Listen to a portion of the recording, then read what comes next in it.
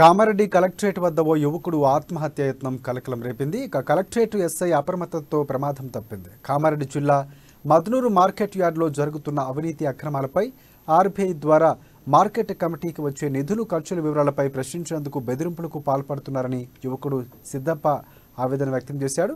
ఇక విషయంపై పోలీసులకు ఫిర్యాదు చేస్తే తనపైనే థర్డ్ డిగ్రీ ప్రయోగించారని చెప్పాడు.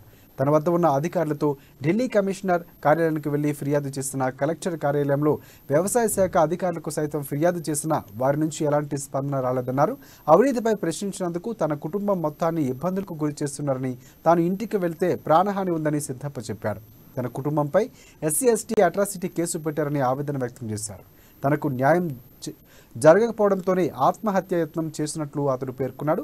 ఇక అధికారులు ఇప్పటికైనా స్పందించి న్యాయం చేయాలని సిద్ధప్ప విజ్ఞప్తి చేశారు. మావల్గావ్ మండలం మద్నూరు, జిల్లా కామారెడ్డి. నాన్నగారి పేరు దత్తు పటేల్. గత సంవత్సరం 2021లో ఆర్టీఐ కింద నేను ఒక దరఖాస్తు చేసుకోవడం జరిగింది మద్నూరులో వ్యవసాయ మార్కెట్ కమిటీ గురించి.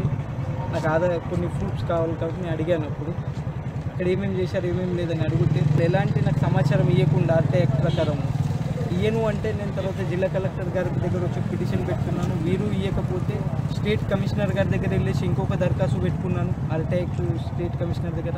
వాళ్ళు ఇవ్వకపోతే ఢిల్లీకి వెళ్ళడం జరిగింది. నేను ఢిల్లీకి వెళ్ళేసి అక్కడ 3 డేస్ ఉండి సెంట్రల్ కమిషనర్ గారితో కలిసి తర్వాత డాటా మొత్తం తీసుకోవడం జరిగింది. గ్రామం మావల్గావ్, మండలం మద్నూరు, జిల్లా కామారెడ్డి. నాన్నగారి పేరు దత్తు పటేల్. గత సంవత్సరం 2021లో